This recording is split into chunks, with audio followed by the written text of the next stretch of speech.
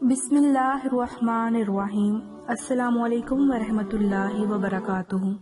जैसा कि सबको पता है, कुछ अरसा बाद रमज़ान मुबारक की आमद होगी।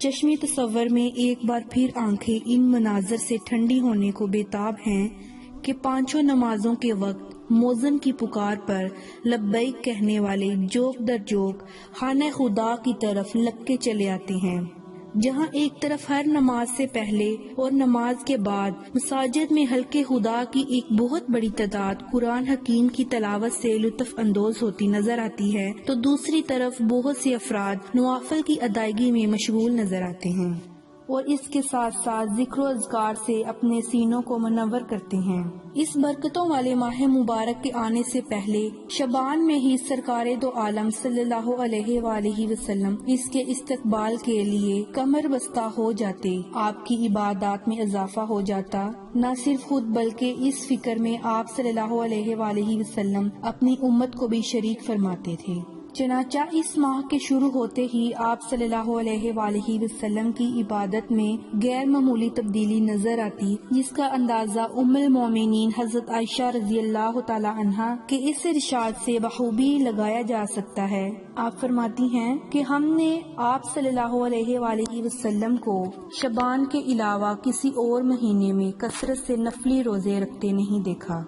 आप शबान में बाकसरत से रोजे रखते थे और इस महीने में रोजा रखने को अल्लामा नूवी ने मसनू करार दिया है। ये महीना महबूबे खुदा सल्लल्लाहु अलैहि वसल्लम पर दरूद शरीफ की कसरत का महीना है, क्योंकि प्यारे हबीब सल्लल्लाहु अलैहि वसल्लम का महीना है। बेशक हम आपको शबान का बहुत ही मुजरब वजीफा बताने वाले हैं कि इंशाअल्लाह इस वजीफे को करने से अल्लाह पाक आपको नेक औलाद जरूर नसीब फरमाएंगे। और इस अमल में आपने इस रोजा को इस यकीन के साथ रखना है कि अल्लाह पाक मुझे इस रोजे के सदके, इस महीने के सदके मुझे नेक औलाद जरूर अता फरमाएंगे, तो इंशाअल्लाह इस अमल की वजह से नेक औलाद जरूर अता करेंगे। इस एक दिन के वजीफे की बरकत से अल्लाह ताला की जात और मोहम्मद सल्लल्लाहु अलैहि वसल्लम के सदके से अल्लाह पाक आपको औलाद की नेमत से सरफराज फरमा देते हैं। इस वजीफे को बहुत सी अफराद ने आजमाया है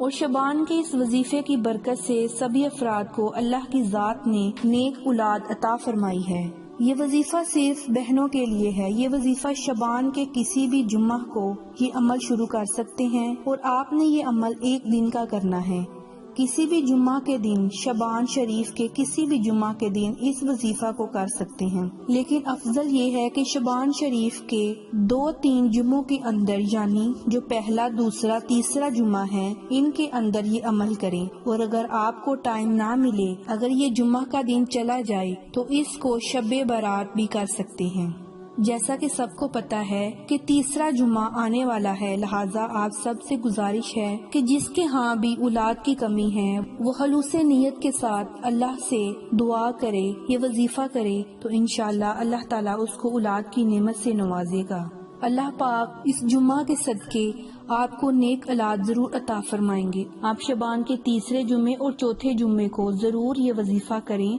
तो इंशाल्लाह आपको अल्लाह की तरफ से जरूर खुशखबरी अता होगी। और अगर मुमकिन ना हो तो कम अज कम शबान के महीने में ये अमल जरूर कर लें। इस वजीफा के लिए आपने जुम्मा का दिन हो, इशा की नमाज के बाद अव्वल व आखिर 5-5 मरतबा दरूद शरीफ तलावत करें और दरमियान में आप 2 रकत नमाज नफल हदिया सल्लल्लाहु अलैहि वसल्लम, हमारे प्यारे नबी सल्लल्लाहु अलैहि वसल्लम के सदके इस तरह अदा करें कि पहले नफल में आप अल्हम्दुलिल्लाह शरीफ के बाद 72 मरतबा यानी 72 टाइम सूरत इखलास और दूसरी रकत में आप अल्हम्दुलिल्लाह शरीफ के बाद 19 मरतबा यानी 21 टाइम सूरतुल कौसर की तलावत करें। ये 2 रकत नफले नमाज अदा करने के बाद आपने 1000 मरतबा ये तस्बीह पढ़नी है, यानी कि आयत करीमा की तस्बीह पढ़नी है। आपने 2 रकत نماز نفل ادا کرنے کے بعد 1000 مرتبہ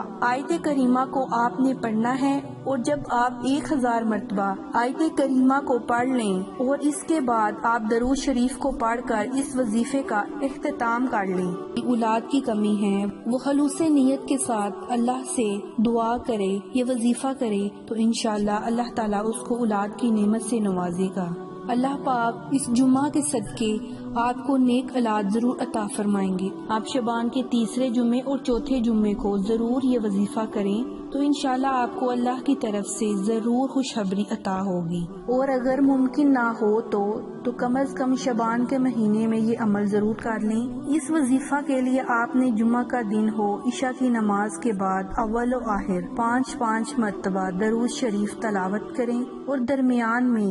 آپ 2 رکعت نماز نفل ہدیہ صلی اللہ علیہ وآلہ وسلم ہمارے پیارے نبی صلی اللہ علیہ وآلہ وسلم کے صدقے اس طرح ادا کریں کہ پہلے نفل میں آپ الحمدللہ شریف کے بعد 72 مرتبہ